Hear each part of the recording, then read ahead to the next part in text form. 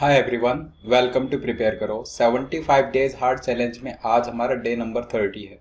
So from day number 28 हम लोगों ने सिलेक्शंस के स्टेटमेंट्स को डिस्कस करना स्टार्ट किया था, राइट। सिलेक्शंस और लॉजिकल रीजनिंग का एक टॉपिक है जहां पर आपको टीम्स फॉर्म करने के क्वेश्चंस पूछे जाते हैं, right. There are certain number of persons given, उनमें से आपको 4 मेंबर 5 मेंबर टीम कुछ इस टाइप से फॉर्म करनी है। सो उसके लिए एक सर्टेन टाइप के कंस्ट्रेंट्स होते हैं। कंस्ट्रेंट्स जैसे if A is selected B is selected, इस टाइप का कंस्ट्रेंट, राइट।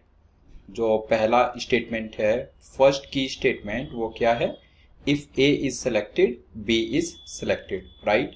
इसको ऑलरेडी डिस्कस कर चुके हैं डे नंबर 28 पर, ये डिस्कस किया था हम लोगों ने। If A is selected B is selected, okay.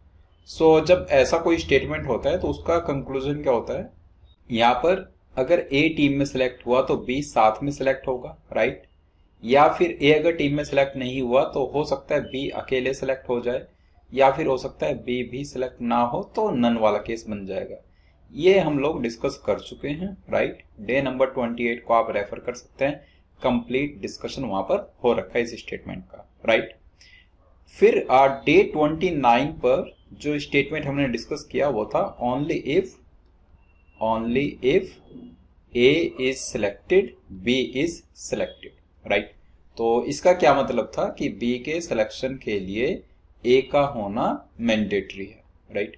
मतलब आप ए को तो अकेले सिलेक्ट कर सकते हो लेकिन बी को अकेले सिलेक्ट नहीं कर सकते।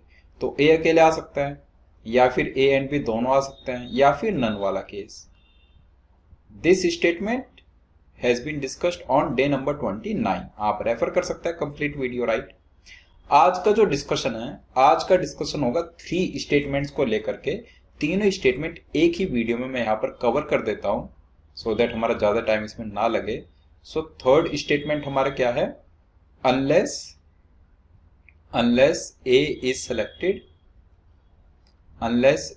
Selected B is not selected,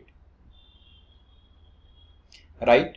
देखो अनलेस का जो मीनिंग होता है इंग्लिश में, अनलेस का मीनिंग होता है if not. Unless is equivalent to if not. मतलब आप इसी स्टेटमेंट को, जो थर्ड स्टेटमेंट मैंने यहां पर मेंशन किया, उसी को आप दोबारा से कैसे लिख सकते हो? If A is not selected, if A is not selected, B is not selected। आप इस स्टेटमेंट को ऐसे लिख सकते हैं। So if A is not selected, B is not selected, ये आप कह रहे हो स्टेटमेंट को, राइट। So कैसे लिखोगे इसका मीनिंग? जब आपके पास ऑलरेडी फर्स्ट स्टेटमेंट है तो उसकी हेल्प से ये थर्ड स्टेटमेंट तक हम लोग पहुंच सकते हैं आराम से। If A is selected, right, B is selected को हमने क्या लिखा था कि ए का सिलेक्शन ट्रू, बी का सिलेक्शन ट्रू, या फिर ए का सिलेक्शन फॉल्स तो बी का सिलेक्शन ट्रू, या फिर बी का selection false. So A B both are present, या फिर A is not present then B is present और नन इज प्रेजेंट। अब यहां पर आ जाते हैं, अगर ये फर्स्ट पार्ट को ट्रू बोलते हो मतलब ए को सिलेक्ट नहीं किया तो जो सेकंड पार्ट है वो भी ट्रू होना चाहिए, मतलब बी सिलेक्ट नहीं होगा, तो इसका मीनिंग क्या आ जाएगा? None. What else? If A is not selected, अगर फर्स्ट पार्ट को फॉल्स बोलते हो दैट मीन्स आप A को सिलेक्ट कर रहे हो, और अगर A को सिलेक्ट कर रहे हो तो आपके पास चॉइस है, जो सेकंड पार्ट है basically B is not selected, वो ट्रू भी हो सकता है, फॉल्स भी हो सकता है। तो हो सकता है B सिलेक्ट ना हो, या फिर हो सकता है B सिलेक्ट हो जाए, तो ये केस बन जाएगा नन, ओनली A, या फिर both A and B, okay. उसके बाद आ जाते हैं हम लोग स्टेटमेंट नंबर 4 पर, और स्टेटमेंट नंबर 4 क्या है? If and only if A is selected B is selected. If and only if A is selected, if and only if A is selected, तो आप क्या कह रहे हो? B is selected, right. अब इसका मीनिंग क्या हुआ? B is selected. आप देखो इस स्टेटमेंट को 2 पार्ट्स में ब्रेक कर लो। If A is selected, B is selected, एक तो ये पार्ट है। दूसरा पार्ट क्या है? Only if A is selected, B is selected। मतलब जो फर्स्ट एंड सेकंड स्टेटमेंट्स हैं उन्हीं पर आपको एंड की कंडीशन अप्लाई करनी है। अगर आप एंड की कंडीशन अप्लाई करते हो, मतलब इंटरसेक्शन लेते हो, तो नन वाला पार्ट कॉमन है एक तो, राइट, और एक ये पार्ट कॉमन है। आप क्या कहोगे कि या तो ए एंड बी दोनों आ जाएंगे या फिर दोनों में से कोई भी नहीं आएगा।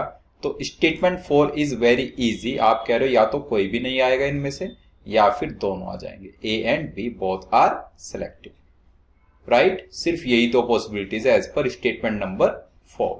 ओके, और लास्ट जो हमारा स्टेटमेंट है, स्टेटमेंट नंबर 5, वो स्टेटमेंट है आइदर ए और B is selected. Okay, either A और बी इज सिलेक्टेड। अब इस स्टेटमेंट का क्या मीनिंग है? इसका मीनिंग होगा A alone can be selected और B alone can be selected और both A and B can also be selected, right. A alone, B alone या फिर both A and B. So आप कह पाओगे कि आइदर ए और बी इज सिलेक्टेड, राइट।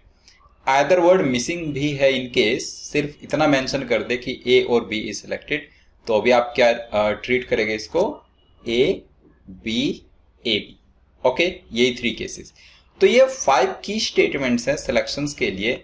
अब देखो, अपने आप को इन स्टेटमेंट से लिमिट नहीं रखना है, बट इतनी अगर आपकी अंडरस्टैंडिंग है तो आप सिलेक्शंस के क्वेश्चंस को सॉल्व कर सकते हैं।